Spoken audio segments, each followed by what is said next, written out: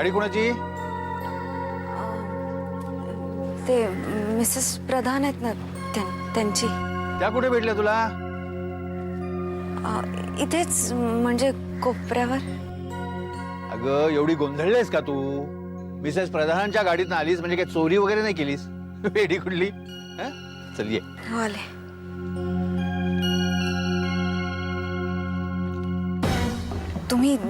तुम्ही कोपऱ्यावरच थांबा, संध्याकाळी मी येईन तिथे.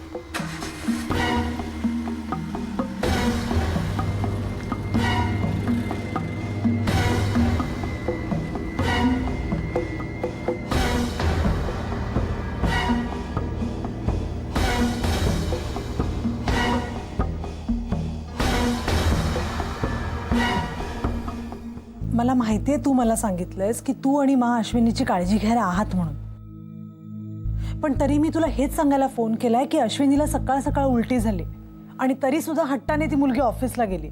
अगं प्रेग्नन्सीच्या काळात, विशेषतः सुरुवातीच्या काळात अशा उलट्या होतातच नमिता. मॉर्निंग सिकनेस म्हणतात त्याला. आता प्लीज असं म्हणू नकोस की हे मला काहीच माहित नाही. अगं पण ती उलटी हीच असेल असं कशावरून? दुसऱ्या काही कॉम्प्लिकेशन्स असतील तर? हे बघ मीरा, आपण पुन्हा एकदा चेक करून घेऊया का अश्विनीला? Meeta, Ashu is absolutely fit and fine. मी सांगितलंय ना तिची काळजी करायची गरज नाही, मग ती करायची नाही. ओके?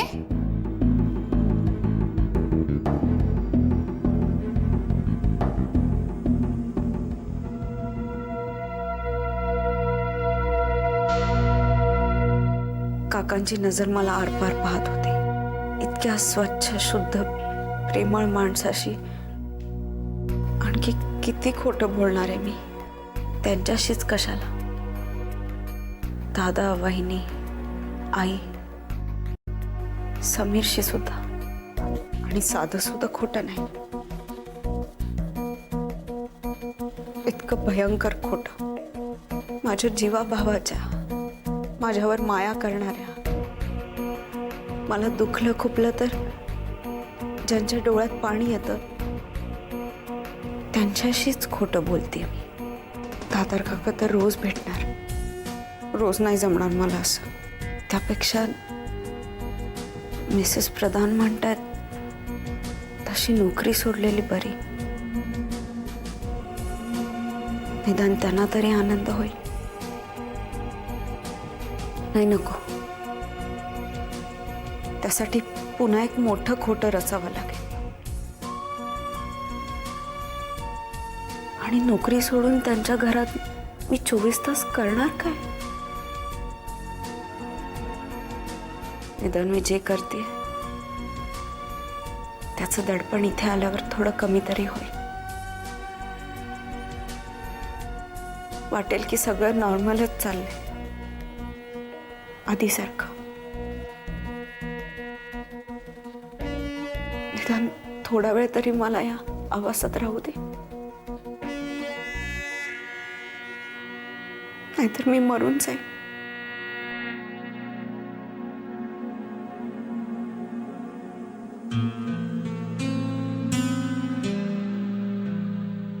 काय ग अश्विनी, आता एवढी चांगली एअर कंडिशन गाडीत उतरलीस तू आणि अशी थकल्या भागल्यासारखी काय दिसतेस? काय झालंय? नाही, काय नाही. घेशील पोरी, तू सुद्धा गाडी घेशील. समीर आला ना की तू सुद्धा गाडी घेशील.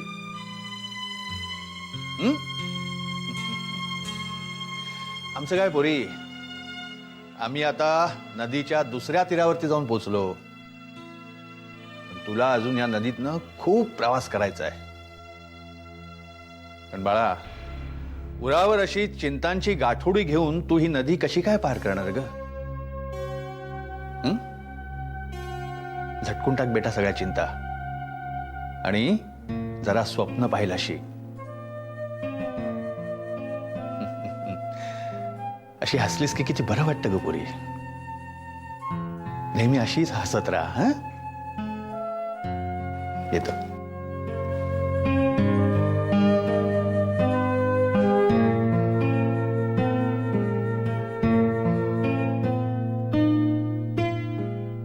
स्वप्न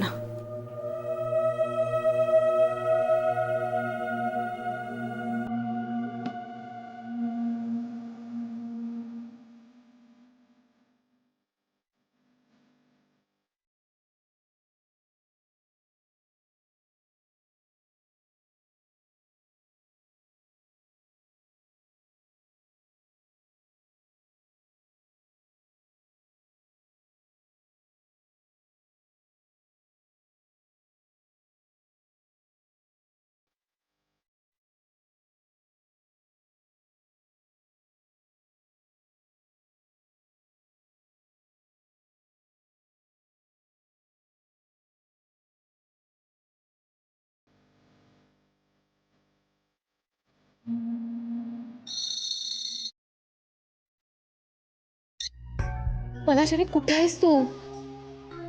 मी मीटिंग मध्ये. बोल, काय झालं? शूटिंग आहे म्हणाला होतास तू आज. हा, अगं ते आयत्या वेळेला कॅन्सल झालं. म्हटलं पेंडिंग मीटिंग्स होते ते उरकून घ्याव्यात. किती वेळा फोन केला मी तुला पलाश. अगं पण काय झालंय काय एवढं? मिहीरचा फोन आला होता. रडत होता तो. का? हो, ते तुझ्याबद्दल काय काय गॉसिप छापून आलेलं मॅगझिन नेमकं त्या परागनी वाचलं. म्हणजे यू कॅन इमॅजिन पलाश काय झालं असेल ते. आणि मागच्या वेळीसारखंच घडलंय. तो पराग आपल्या मिहीरवरती दादागिरी करतोच आहे तर. ओके, बघतो मी. आणि त्या परागचं ऐकून बाकीची मुलं मिहीरला चिडवतायत, काय काय बोलतायत, कमेंट्स पास करतायत. खूप खूप डिस्टर्ब झालाय तो. पण तू एवढी डिस्टर्ब नको होस. मी सॉर्ट आउट करेन सगळं. आणि कसं आहे मीरा, मला 2 दिवस बोलतात आणि विसरतात. एव्हाना सगळं शांतही झालं असं. You never know. तसं झालं असलं ना तर बरंच आहे. पण पलाश, तुला एक सांगते मी, या आडनिड्या वयात ना अर्धवट कळतात सगळ्या गोष्टी आणि त्याचे कायमचे स्कार्स राहतात मनावर. मिहीरच्या मनात तुझ्याविषयी अढी नकोय रे बसायला. हे बघ, नाही राहणार. आपण समजवू त्याला. मी बोलेन त्याच्याशी. तसंच वाटलं तर जाऊन भेटू त्याला. That's better. जस्ट डोंट वरी, मी आहे ना. ठीक आहे, ये तू मग बोलू. ठीक आहे, बाय.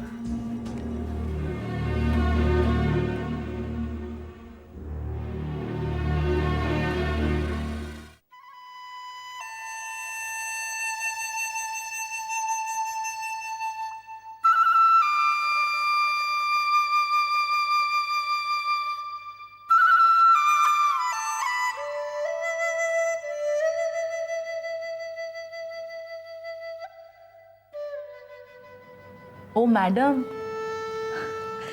काय बघता नेटवर तुम्ही? तू कधी आलीस? 5 मिनिटांपासून इथे येऊन बसले मॅडम. लक्ष कुठे तुमचं? थापा मारू नकोस हं उगाचच. बरं, नेटवर काय बघताय तुम्ही एवढं?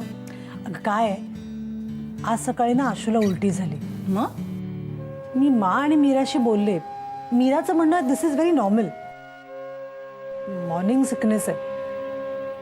पण खरं सांगू, मला भीती वाटते. नाही म्हणजे अजून काही कॉम्प्लिकेशन्स नसतील ना, एखाद्या औषधाचे साईड इफेक्ट्स वगैरे, म्हणून जरा नेटवर सर्च करते, इतकंच.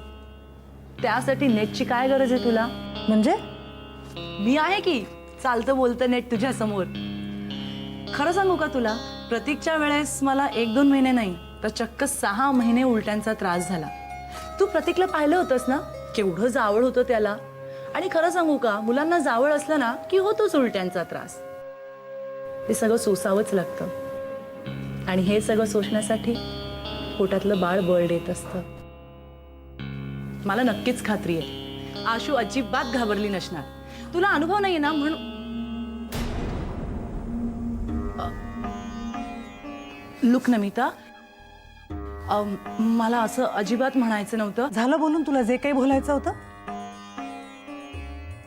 धन्य झाले. नमिता प्लीज माझं ऐकून घे. मला असं अजिबात. कॉफी पाठवते, तेवढी घेऊन तू जा. अगं माझं ऐकून घे. मला खरंच असं. नमिता,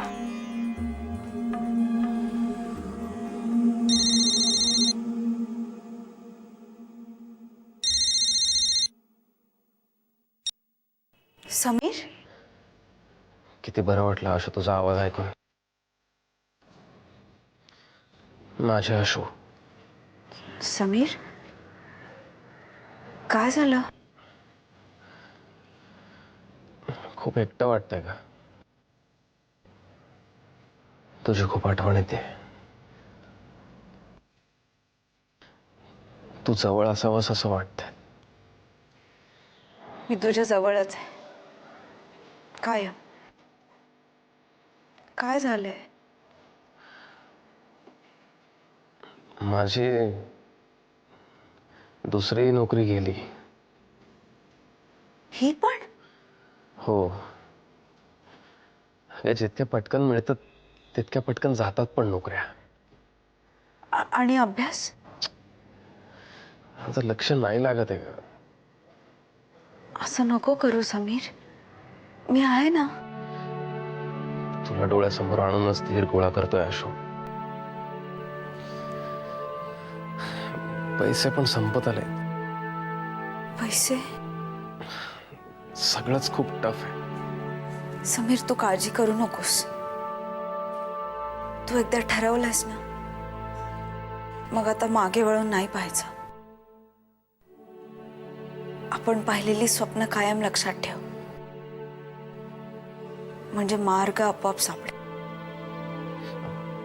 सॉरी, तू कशी आहेस? बरी आहे. वहिनीच्या बोलण्याचा त्रास होतो का तुला? नाही. मला माहिती आहे. होत असेल तरी तू सहन करशील माझ्यासाठी.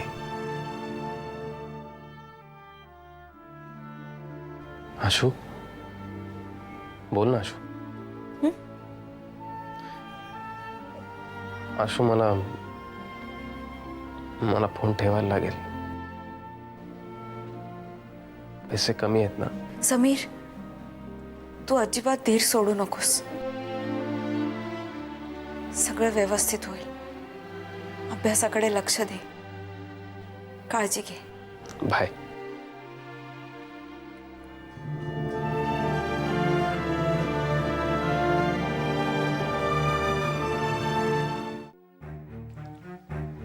कम ऑन मीरा, मुलं ह्या गोष्टी फेस करूनच मोठी होतात, टफ होतात. हो, पण आपण जर आत्ता त्याला आधार दिला, नीट समजावलं, तर तो टफ होऊन पुढे कधीतरी या गोष्टी फेस करू शकेल. हा इश्यू खूप नाजूक आहे रे पलाश. Yeah, I know. But it's a part and parcel of my profession. Actors have to live with it. हे मी समजू शकते पलाश. अरे पण गॉसिप जर खोटं असतं तर ते छापतातच का, हा प्रश्न आहे त्याचा. मला सांग, जगात खूप खोट्या गोष्टी चालतात, हे आपण कसं समजावणार त्याला?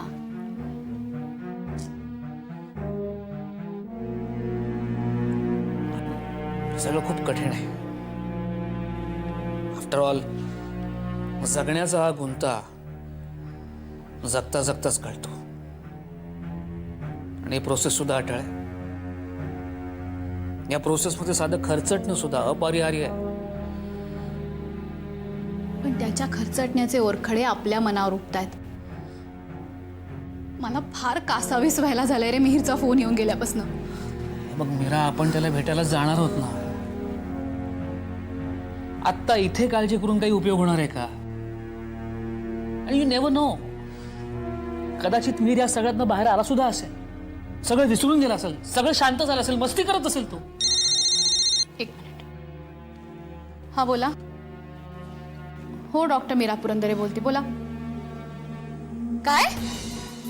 अहो, काय वाटेल ते काय बोलताय? नीट बघितलं का सगळ्या रूम्स मध्ये तुम्ही? काय झालंय? नाही नाही, असं कसं होईल? आणि तुमची सिक्युरिटी काय करत होती? झोपली होती का इतका वेळ? काय झालंय मीरा? मला सरे मीर 2 तास झाले तिथून नाहीसा झालाय म्हणताय ते लोक. काय? हॅलो.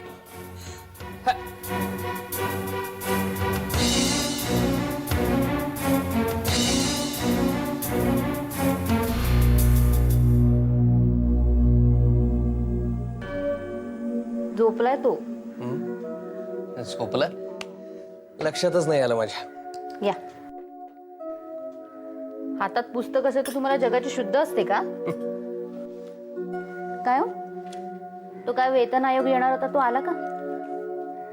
पगारवाढीबद्दल बोलतेस का? आणखीन कशाबद्दल बोलणार? मग किती वाढणार पगार? आर्थिक मंदी आहे बाई. शिक्षण क्षेत्रही सुटलेलं नाहीये तिच्या तावडीतून. आणखी एखादं वर्षभर तरी काही अपेक्षा बाळगायला नको. वा, उत्तम. अंजू, खूप ओढाताण होते तुझी, कळतंय मला. पण मी तरी काय करू का?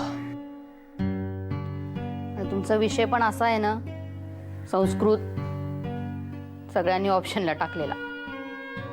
त्यानेच आपल्याला आता ऑप्शनला टाकलंय. असं बोलू नको संजू. अगं त्या संस्कृतच्या बळावरच इतकी वर्ष संसार झालाय आपला. आणि मी काहीतरी शिकवण्या वगैरे बघतोच आहे ना.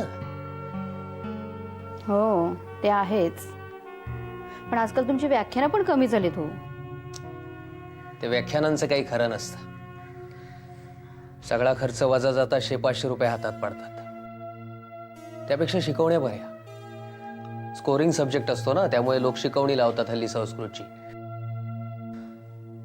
बघतोच आहे मी, होईल काहीतरी. नाही, बघायलाच हवं काहीतरी. चांगल्या ना 2 घसघशीत शिकवण्या मिळाल्याच पाहिजेत आपल्याला. खर्च पण वाढत चाललाय, बघायलाच पाहिजे काहीतरी आपल्याला आता. बघतो म्हटलं ना, बघतो. नाही, पण येण्या जाण्याचा खर्च, वेळ या सगळ्या गोष्टी जमेस धरून मग पैसे सांगा, नाहीतर तिथे सुद्धा मुखदुर्बळपणा कराल.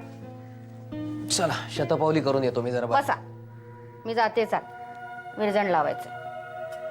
झोपला घालू नका पुन्हा झोकत आला आता.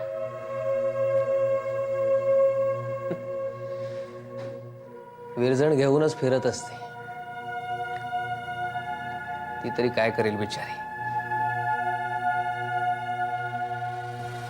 सांगतेस काय तू मीरा? अगं पण सिक्युरिटी गार्ड काय करत होते? ही सगळी वादावादी झाली रे दादा. मला मला खूप काळजी वाटते रे, कुठे गेला असेल तो. मीरा मला सांग, पलाश कुठे आहे? आहे तेच, तो तिथल्या हॉस्टेलच्या मॅनेजमेंटची आणि तिथल्या पोलीस स्टेशनशी बोलतोय. दादा दादा शोधायचं म्हणजे कुठे शोधायचं रे त्याला? मला मला खरंच काही कळत नाहीये. मीरा मीरा, हे बघ तू शांत हो आधी. हा शांत हो तू. मनात नाही ते विचार येत आहेत माझ्या. हे बघ तू टेन्शन घेऊ नकोस. आम्ही इकडनं ताबडतोब निघतो आता. तोपर्यंत पलाशचंही कोणाशी बोलणं झालं असेल, आपल्याला काही इन्फॉर्मेशन मिळेल. हे बघ मीरा, तू एकटी नाहीयेस. आम्ही सगळे आहोत तुझ्या बरोबर. So don't panic, okay? आम्ही निघतो लगेच. चल मीता, मा. काय झालं शुभंकर? काय रे, काय झालं? आता मीराचा फोन आला होता. मिहीर त्याच्या हॉस्टेलवरनं बेपत्ता झालाय. काय? हो, 2-1 तासांपूर्वी. पलाश कुठे आहे? लकीली पलाश घरीच आहे. तो पोलिसांशी संपर्क साधण्याचा प्रयत्न करतोय. हे बघ, आपल्याला लगेच निघायला लागेल मीराकडे जायला. आणि मग मी आणि पलाश ताबडतोब साताऱ्याला निघतो. तुम्ही दोघी मीराजवळ थांबा, तिला धीर द्या. हा चला चला निघूया. 1 मिनिट, मला नाही येता येणार. म्हणजे अरे आशूला इथे एकटीला ठेवून मला कसं येता येईल? शुभू, तिची तब्येत सकाळपासून बरी नाहीये. तिला असं एकटीला नाही ठेवता येणार मला. मी आता बरी आहे खरंच, तुम्ही प्लीज जा. नाही शुभू, असं मला नाही तिला एकटीला ठेवता येणार. मी थांबते ना तिच्या बरोबर, तुम्ही जा तिकडे. तुझं काय चाललंय मीता? अगं ही काय कुकुला बाळ आहे का? शुभांकर, ही वाद घालायची वेळ नाहीये. आपल्याला निघायला हवं. मी गाडीची किल्ली घेऊन येतो. मा, मिहीरची पण मला तेवढीच काळजी वाटतेय. पण हिला असं इथे एकटीला नाही ठेवता येणार मला. मी समजू शकते. मी मीराला फोन करते आणि तुम्ही पण मला वेळोवेळी कळवत राहा काय होतंय तुला, प्लीज. मा, आपण निघूया. चल.